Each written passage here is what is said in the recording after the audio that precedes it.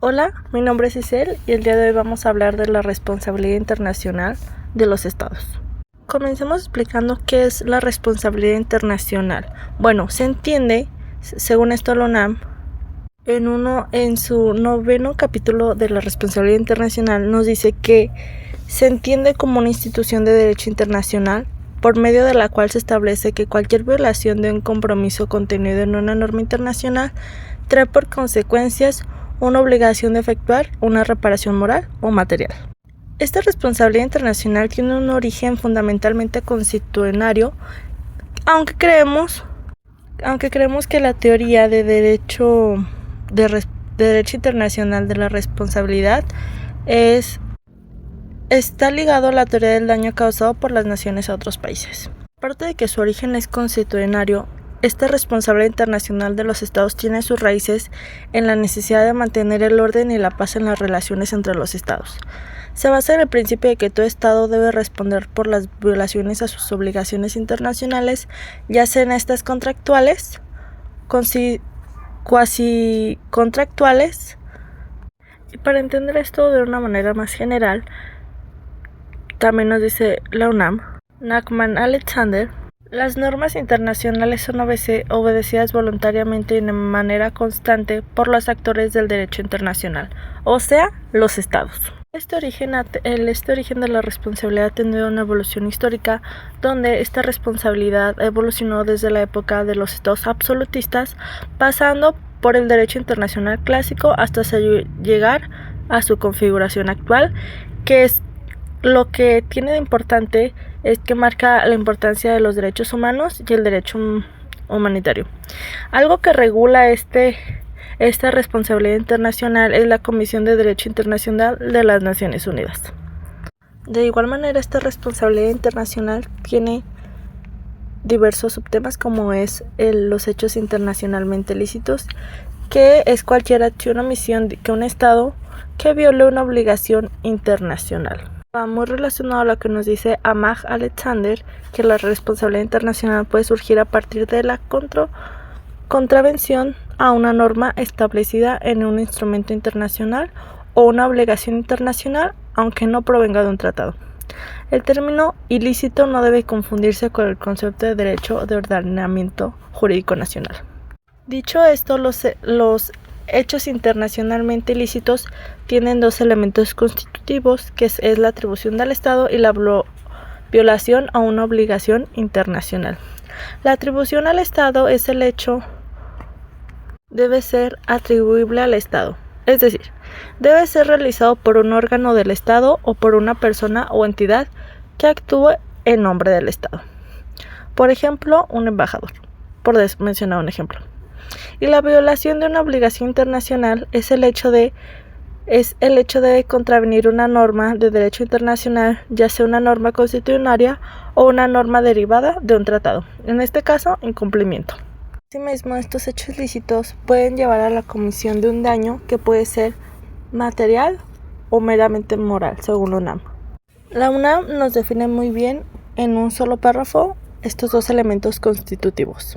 Nos dice que la responsabilidad internacional por los actos del Poder Legislativo se produce ya sea por la promulgación de una legislación contraria a las obligaciones internacionales, o sea, el representante, o bien por una omisión, por la falta de una legislación necesaria para cumplir con un compromiso internacional.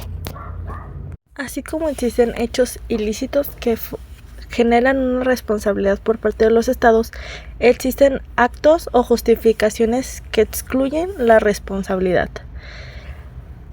Se reconocen series de causas excluyentes de la responsabilidad estatal. El proyecto de la Comisión de Derecho Internacional menciona el consentimiento, la legítima defensa, las represalias, la fuerza mayor y caso fortuito, el peligro extremo, el estado de necesidad, como causas que excluyen la responsabilidad internacional. Para ahondar más en ellos, entendemos por consentimiento válidamente expresado por un Estado o la comisión por otro Estado de un hecho determinado que no esté en conformidad con una obligación del segundo Estado, que para que el primero excluya la licitud de tal hecho en relación de este Estado, siempre que el hecho permanezca dentro del ámbito de dicho consentimiento.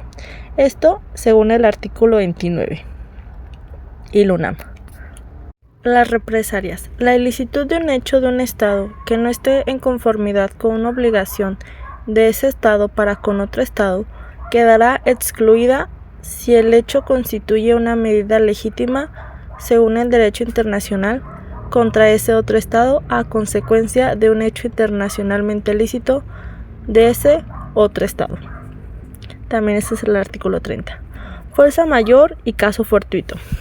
La licitud de un hecho de un Estado que no esté en conformidad con una obligación internacional de este Estado quedará excluida si el hecho se debió a una fuerza irresistible o a un acontecimiento exterior imprescindible ajeno a su control, que hicieron materialmente imposible que ese Estado procediera en conformidad con tal obligación o que se percatara de que su comportamiento no era conforme a esa obligación, según el artículo 30. Peligro extremo. La licitud de un hecho de un Estado que no esté en conformidad con una obligación internacional de ese Estado quedará excluida si el autor del comportamiento que constituye el hecho de ese Estado no tenía otro medio, en su situación de peligro extremo, de salvar su vida o de las personas confiadas a su cuidado, según el artículo 32. Estado de necesidad. Ningún Estado podrá invocar un estado de necesidad como causa de exclusión de licitud de un hecho de Estado que no esté en conformidad con la obligación internacional del Estado, a menos que haya sido el único medio para salvaguardar su interés esencial o que no haya afectado gravemente el interés esencial del Estado para que con él existía la obligación. Legítima defensa. La licitud de un hecho de un Estado que no esté en conformidad con una obligación internacional de ese Estado quedará excluida si este hecho constituye una medida ilícita de legítima defensa tomada en conformidad con la Carta de Organización de las Naciones Unidas, según el artículo 34. Ahora hablemos de las consecuencias del hecho internacionalmente ilícito. La consecuencia principal de un hecho internacionalmente ilícito es la obligación del Estado responsable de reparar el daño, pues tiene la obligación de cesar la conducta ilícita, así como la obligación de reparar el daño. Asimismo, Nahum Alexander nos da otra perspectiva, Nos dice que las consecuencias internacionales que generan los actos no prohibidos por el derecho internacional que pueden ocasionar daños transfronterizos, así como las que se derivan de los crímenes internacionales. Asimismo, que nos dice que establecer los tipos de responsabilidad es un trabajo que se persigue para demostrar que los efectos de cada una de las acciones u omisiones deben de ser distintos.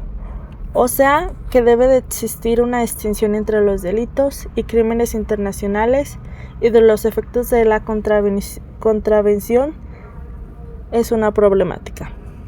Y de ahí viene la necesidad de su identificación y posterior un estudio que se haga necesaria para efectuar al final de cuentas las medidas de reparación. Se entiende por reparación que es ese daño que puede tomar una forma de una reinstitución, que es el caso que sea posible, que consiste en dos casos fundamentalmente. Restablecer la situación que hubiera existido de no haber ocurrido el acto o omisión ilícitos mediante el cumplimiento de la obligación que el Estado dejó de cumplir y la revocación del acto ilícito. Dicha reparación tiene como procedencia la restitución según la naturaleza del daño ocasionado, y en algunos casos es posible que la restitución y entonces procede una indemnización, que al final de cuentas es la forma más usual de reparación, pues consiste en el cálculo económico del daño causado, incluyendo los perjuicios, para cubrirlos con dinero. Todo esto según la UNAM. Asimismo, existen otras formas, como es la indemnización, que es que el Estado debe de indemnizar al Estado lesionado por los daños materiales y morales causados. Existe también la satisfacción, que es cuando el Estado responsable debe ofrecer una satisfacción facción por el perjuicio moral causado como una disculpa formal o una condena pública. Y sobre todo, al existir esta responsabilidad, se garantiza la no repetición, que es que este Estado debe de hacerse responsable de adoptar medidas para asegurar que no se repita el hecho ilícito. Bueno, esto sería todo por el día de hoy. Espero que hayan aprendido un poco más de qué es la responsabilidad de los estados y cómo se deben de hacer cargo. Hasta la próxima.